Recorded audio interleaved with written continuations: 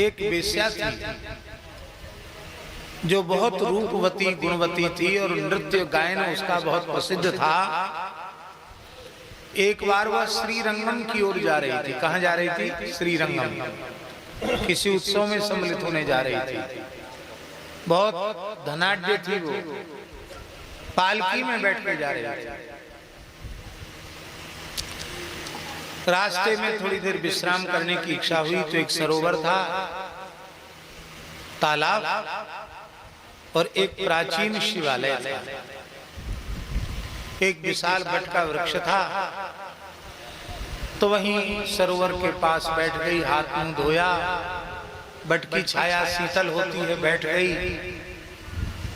मंदिर के बाहरी चौतरी पर बैठ गई और थोड़ी देर बैठने के बाद उसको पान खाने का शौक था। क्या चीज का शौक था? पान खाने का शौक था उसको। और पान खाने वाले जो लोग होते हैं शौकीन, उनको किसी दूसरे के हाथ का लगाया पान पसंद नहीं होता। जो एक नंबर पान के शौकीन होते हैं वो अपने हाथ से पान लगा के खाते हैं, क्यों? पता रहता कितना चूना, कितना कत्था, कितना पेपरमेंट, कितनी इलायची, कितना डोड़ा, कितनी लौंग रखनी है, सौंफ रखनी है कि नहीं, सुपारी कच्ची रखनी है कि पकी हुई, मोटी सुपारी रखनी है कि महीन सरोता से कतरी हुई, भीगी हुई सुपारी रखनी है कि सूखी सुपारी रखनी है, भुनी हुई सुपारी रखनी है कि ऐसी कच्ची रखनी है। तो वो बढ़िया से बढ़िया बीड़ी लगा के पान लगा के खाते हैं। कुछ दिन हमारे त्यागी जी ने भी पान का शौक किया, डिब्बा रखते थे, पान लगा के देते थे, हमको भी कभी कभी खिला देते थे। और बलदेवगढ़ का पान तो प्रसिद्ध है। प्रसिद्ध है कि नहीं? अब नहीं, खेती बंद हो गई, कम है बरेजे, 10%। नहीं तो यहाँ का तो बताते बरेजे, यहाँ का पान जाता था विदेश तक। हाँ, तो अब पूरी कथा मत सुनो, इतनी ही सुन लो कि उसको पान खाने का शौक था और उसने पान का पत्ता निकाला, गीले कपड़े से पोंछा और डिब्बी में से चूना निकाला। तो चूना तो प्रायः ज्यादा आ ही जाता है, तो जितना जरूरी था उतना पान के पत्ते पर लगाया और जो अधिक था उसको ऐसे ही मंदिर की दीवार पर पोंछ दिया। शिव जी का मंदिर था, पुराना मंदिर था, टूटा फूटा, रंगाई पुताई भी पता नहीं कब से चूना कलई नहीं हुआ था, उसमें काला पड़ गया था। तो इतनी सी जगह पर चूना उसने ऐसे फेर दिया। और एक चूना लगाना शब्द बड़ा मुहावरे का शब्द है, उसने हमको चूना लगा दिया। तो वैसे तो कहने के अर्थ में तो वेश्या ने ज्यादा जो चूना बच गया था तो मंदिर में चूना लगा दिया। और उसने कोई श्रद्धा भाव या पुण्य मिले इस भाव से नहीं, ज्यादा चूना पत्ता में लगेगा तो मुंह फाड़ देगा, इसलिए जो अधिक था उसको पोंछ दिया। जब उसकी जीवन की अवधि पूरी हुई, उसकी मृत्यु हो गई और मरने के बाद जब वह परलोक गई, यमराज के सामने गई, तो यमराज ने चित्रगुप्त से पूछा कि भाई इसका खाता खोलो, देखो इसका क्या हिसाब किताब है, पाप पुण्य कितने हैं।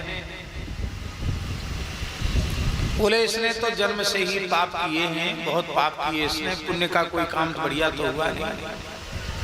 कहीं नाचने गाने भी गई तो कोई धर्म के भाव से नहीं गई, पैसे के लिए गई। इसने पाप बहुत किए, पुण्य इसके जीवन में कोई है नहीं विशेष। हाँ, धोखे से बिना जाने एक प्राचीन मंदिर के दीवाल के इतने से भाग पर, तर्जनी उंगली के अग्रभाग जितने भाग पर इसने चूना पोत दिया। तो एक प्राचीन मंदिर में चूना पोतने का पुण्य इसको मिल गया। कितनी दूरी पर? इतनी। तर्जनी उंगली के अग्रभाग इतना बड़ा, आगे का पूर्वा, इतनी जगह पर चूना पोत दिया तो इसका क्या पुण्य है? यमराज ने पूछा चित्रगुप्त से, इसका क्या पुण्य है? तो चित्रगुप्त ने कहा, महाराज इंद्र को जो भोग स्वर्ग में प्राप्त हैं, उतने भोगों से युक्त चंद्रमा के समान सुंदर भवन इसको 24 घंटे तक भोगने के लिए मिलेगा। कितनी देर तक? धोखे से पुराने मंदिर में चूना एक उंगली लगा दिया, उसका पुण्य है कि इंद्र के समान सुख 24 घंटे तक उसको मिलेगा। एक दिव्य चंद्रमा जैसी कांति वाले भवन में निवास करके। बेस्या रोने लगी। इसके बाद क्या बोले? इसके बाद तो इसको न जाने कितने कल्पों तक नरक में पड़ा रहना पड़ेगा। तो चित्रगुप्त ने पूछा कि पहले पाप भोगना चाहती हो कि पुण्य? बोले पाप का तो हमारा कोई हिसाब किताब है नहीं, कब तक भोगना है, और थोड़ा सा पुण्य भोग कर मैं करूंगी क्या?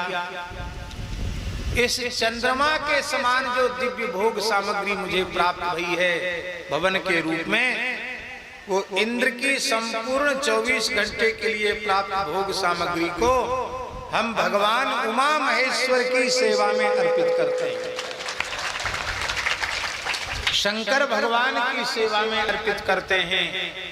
इतना उस वेश्या के कहते ही आकाश में धुंध भी बजने लगी, पुष्प वर्षा होने लगी, और 3 नेत्रधारी त्रिशूलधारी चतुर्भुज डमरू त्रिशूलधारी भगवान शिव के पार्षद शिवलोक से आ गए और उन्होंने कहा कि अब इसके सारे जीवन के पाप नष्ट हो गए, पूर्व जन्मों के भी पाप नष्ट हो गए, और अब यह शिवलोक की अधिकारिणी हो गई, जहां पहुंचकर जीव को नीचे नहीं आना पड़ता, और विमान में बिठाया और शिवलोक ले गए। आप कहेंगे ये कथा आपने क्यों सुनाई? हमने इसलिए कथा सुनाई कि चूना के पत्ता में, पान के पत्ता में ज्यादा चूना लग गया, उसमें जो ज्यादा था वो दीवाल में पुराने मंदिर की लगा दिया, उसका इतना पुण्य हो गया। फिर जिन लोगों ने अपने खून पसीना की कमाई, जैसा मिश्रा जी बता रहे कि 7-8 लाख रुपए लगभग, यहाँ कितना 8 लाख रुपए यहाँ खर्च हुआ, तो लोगों ने अपनी श्रद्धा पूर्वक कुछ राशि यहाँ दी, तो उन लोगों को कितना पुण्य मिलेगा हम वर्णन नहीं कर सकते, और हम वर्णन करेंगे तो आप लोगों को पुण्य कम हो जाएंगे। हम क्यों चाहेंगे कि आपके पुण्य कम हो? आपके पुण्य ज्यादा से ज्यादा हो।